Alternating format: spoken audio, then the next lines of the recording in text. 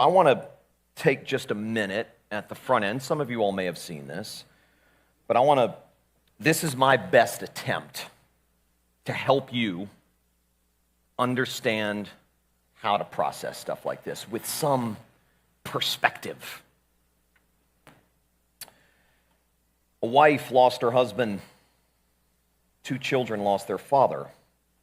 Friends lost their brother. Humanity lost one of its own. No matter what your politics are, the reality remains. This is tragic. A young man, only 1 year older than my oldest son, was murdered in front of the world. What are you supposed to feel when there are no words strong enough to match the pain? No explanations big enough to make sense of it. No solutions quick enough to undo what's been done. You feel it. You allow yourself to feel it all.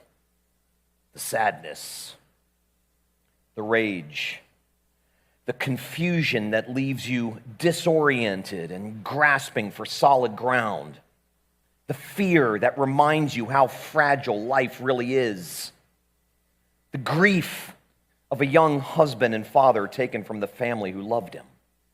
Moments like this call for a multiplicity of emotions, messy, contradictory, overwhelming.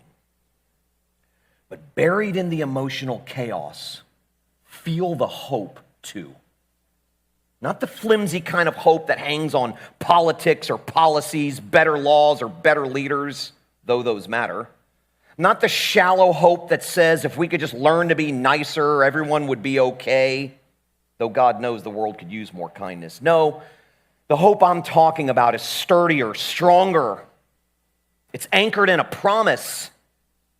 The promise of a God who didn't watch our violence from a distance, but entered into it. A God who stepped into death itself and declared, this is not how the story ends. Because of Jesus, I believe a day is coming when everything sad will come untrue. When wrongs will be made right. When every tear will be wiped away. When death itself will be destroyed. I don't pretend to know how to explain that to a grieving wife who just wants her husband back. Or to 2 children who can't understand why their dad isn't coming home. I can't explain it, but I can bear witness to it. I can point to the God who promises to make all things new and who right now promises to be near to the brokenhearted. Grace doesn't erase the agony of this world. It doesn't cancel the grief or short-circuit the mourning. But it does plant a whisper inside the pain, a whisper that says, this loss, this horror, this death, it does not get the final word. I think it's uber important for us to have perspective in times like this. Charles Spurgeon once said that faith trusts God even when it cannot trace him. And sometimes we forget that. This kind of stuff will continue to happen. It's happened since Cain killed his brother, and it's going to keep happening. The solution to this does not come from us or anything in this world. I saw some comment, in fact, let me see if I can find it, from a well-known person who was trying to comfort, but in the end offered nothing but silly hope. Somebody that I respect and admire, Arnold Schwarzenegger, okay? This is what he said. And I'm nervous to even say this because if the Terminator finds out that I said something negative about what he said publicly, I might find myself terminated. So this is what he said. My heart is with Charlie Kirk's family and with the United States. Politics has become a disease in this country and it's deadly, but don't listen to the pessimists who say there is no cure. There is a cure. It's inside of us.